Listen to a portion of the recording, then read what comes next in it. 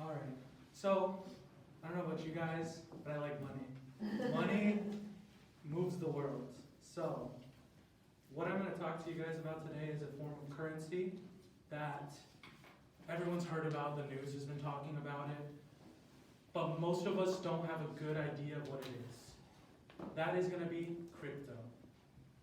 So, what is crypto? Well, in an article written in 2022, the government gave the description as crypto being a digital representation of a value that can be digitally traded. Okay, that's still a very broad definition of what it is.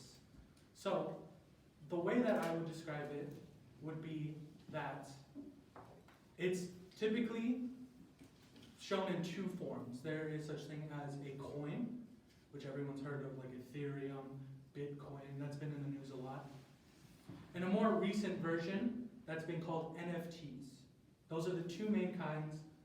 Everything else is kind of a branch of different types of crypto.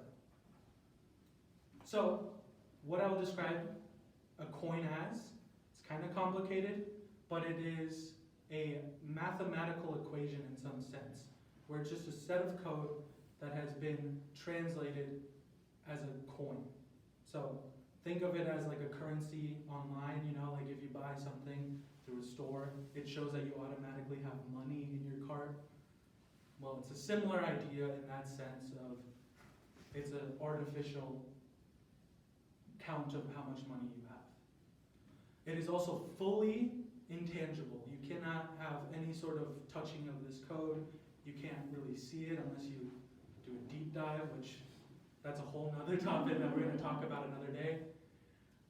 So, that brings us to my next point of what is an NFT. This is more of a recent type of currency that has occurred, and it's based off of like pictures, artificial drawings, online drawings, which can be tangible. You can print it out, or it might be a piece of artwork, something that you're able to visually see. It's some sort of way you can use it. However, most people don't understand, why do that? Like, you can just print out a piece of paper of it. Why would you buy this? So, essentially when you buy this, you are having ownership of this painting, drawing, whatever it may be. And so whenever it is used in a professional setting, you will get revenue based off of having that picture being used. There's going to be a couple of other terms that I'll describe just so that we'll have a better idea of the future of what I'm talking about. A wallet, kind of what it says, is what your portfolio has with your different types of crypto, whether it be coins or NFTs. And then your second thing is called a pump and dump.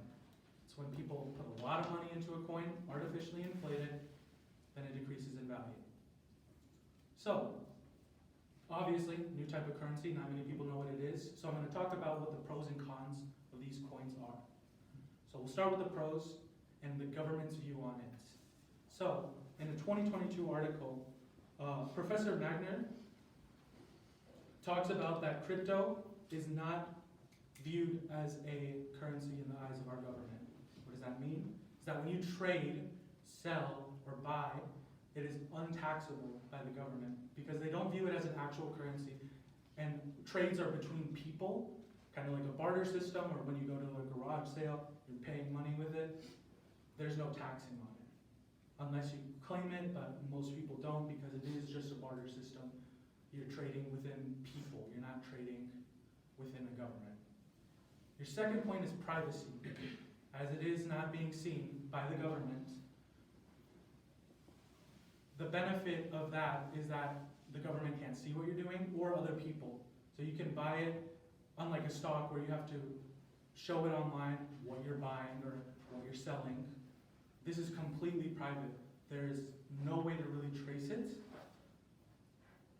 unless you have some experience with it. Obviously, it's a really complicated fact as well, but there are ways of finding the code through different sources. And lastly is the amount of money you can earn. There is really high potential of earning a lot of money very quickly because you can buy it very low, and as long as it skyrockets in a meaningful way, You can sell all of it and you can earn a lot of money. However, there are cons, obviously, of any sort of currency. So we'll go back to the government. As the government doesn't recognize it as a currency, if you lose this, or if someone takes it in some sort of way, like if you were to have money in a bank, they will be able to recoup some of those losses. However, if you lose it with crypto, there's no government backing, so you just lose it, you lose it.